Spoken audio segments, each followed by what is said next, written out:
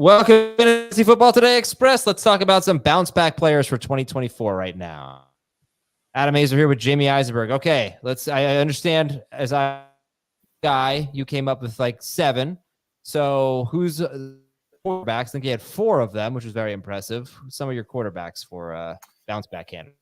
So 3 are injury related, 1 is performance, and I'll let you decide who you want to talk about. So we have Patrick Mahomes from a performance standpoint. He was not very good for fantasy managers last year, but I think he'll bounce back and could be the QB1. And then 3 guys coming off of injuries, which would be Anthony Richardson, Joe Burrow, and Kyler Murray.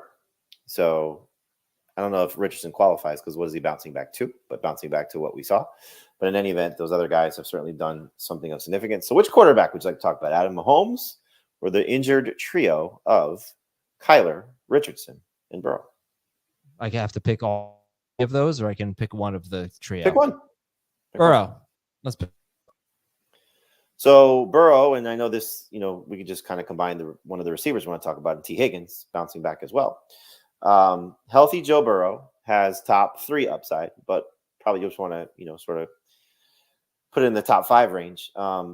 We know what he's capable of doing when he's healthy. And, I love the confidence. I love the blonde hair. I love Jamar Chase, hopefully getting his deal done and being there, because that's a big part of this. But a healthy T. Higgins, a healthy Joe Burrow, that trio with Jamar Chase, and maybe a suspect run game. Not that the run game was great during their heyday, but they could be the best passing offense in the NFL. Wouldn't surprise me. So love the setup for those guys, and have no problem taking Joe Burrow as high as QB5, but I would draft him actually as QB6. Do you worry about it?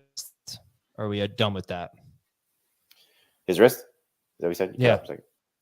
Yeah. No, I'm not concerned about it from a drafting standpoint. I mean, I'm obviously going to be, looking at Burrow and Richardson and Kyler and these guys that are coming off of injuries or have the potential to be hurt, and say, maybe I should take a second quarterback, or depending on how my league drafts, I'll be prepared to take a second quarterback or pick up somebody early off waivers. But I mean, look, Joe Burrow, we know when he's on his game, he's going to be fantastic. And so hopefully that's the case. Okay. Running back bounce backs.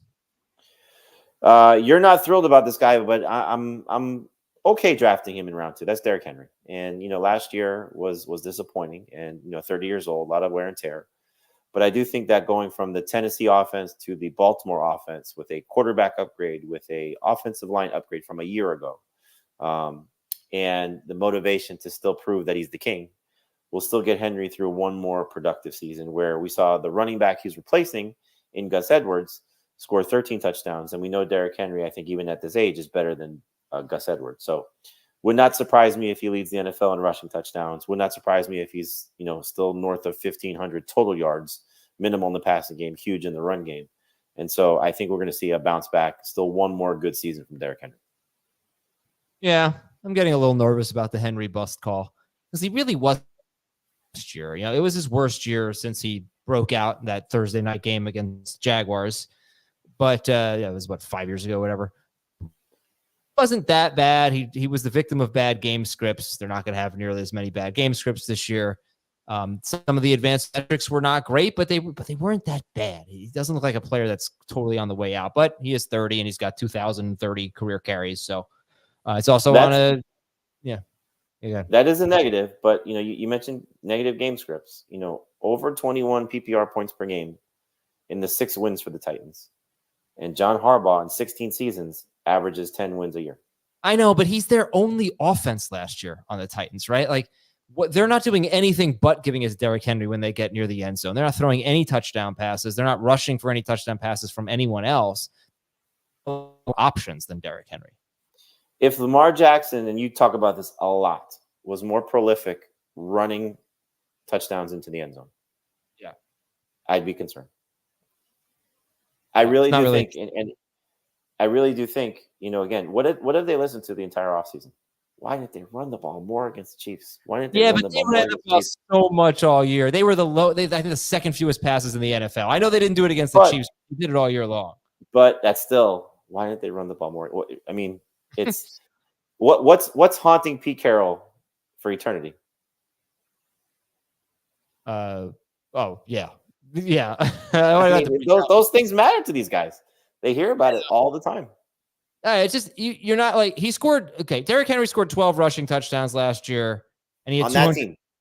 And he had, that's not nothing. That's 12 touchdowns, and he had 280 carries, and he was like he was like RB 16 or something in PPR. But all right, let's go to wide receivers after this break on Fantasy Football Today Express. Okay, who are the wide receivers? Oh, I'm allowed to give the wide receiver, right? Well, we tied one in already. So T. Higgins was the other one. Well, you it was. Oh no, let's just combine the 3 busts that were being drafted at the end of round 2 last year, early round 3. Jalen Waddle too. I think there's 4. I mean, I think Olave, Waddle, Higgins, and Smith was a bad run of receivers. And Garrett Wilson too. Yeah, I think all these guys have the chance to bounce back and play at a very high level. Look, Cooper Kupp may also bounce back and play at a high level too with Puka Nacua injury, but you're getting them at significant discounts, really outside of Waddle. But for me, at least, I'm aggressive in drafting Waddle for a couple of reasons. I do think that he's going to play at a higher level this year than we saw last year. He's going to be healthy, which is a big part of what happened to him last year. And you have been similar to T. Higgins and Devontae Smith. What happens if the starting receiver on number 1 receiver on that team goes down? Then you could be looking at, top 10, if not higher caliber of player. We saw that with Waddle last year when Tyreek Hill missed that Jets game. I mean, he was just an absolute stud, and that was against a pretty good secondary. So all of these guys are, I think, perfect bounce back candidates, and you should be excited to draft them on your team. And these are guys that I typically tend to target, the bounce back players that are very talented and good offenses. All these guys qualify. And let's get a tight end here, a bounce back. Hopefully, big season out of who? Let's go Kyle Pitts. It's been 2 years of chasing what we've called a unicorn, what we've called the guy that can be the next guy at this position. It's been 2 years of failure, and I say that because his rookie campaign was very solid. The 1,000-yard season, we thought this was the start of things to come, and then he dealt with injuries, he dealt with bad quarterbacks, and now you got a significant quarterback upgrade. Hopefully, he's healthy. Pitts could be a top 5 tight end. You are having to still pay a premium price to draft him as a top 8 tight end. You're not drafting him in the first 4 rounds, but still in that round 6, 7, 8 range, depending on how far he'll fall. I'm hopeful. So he's my number 6 tight end. I see on a lot of people's boards he's number 5, ahead of Kincaid. But if he is capable of producing like we saw in his rookie year, with a few more touchdowns, with a few more catches, he's going to be in the conversation to be a top 3 tight end. And if he doesn't do it this year, 2025 will definitely be Kyle Pitts this year. Well, the Penix Pitts connection, we'll be talking about that quite a bit. Exactly. All right, that is it for Fantasy Football Today Express. Thanks a lot to Jamie Eisenberg. I'm Adam Azer, and we'll talk to you next time on FFT.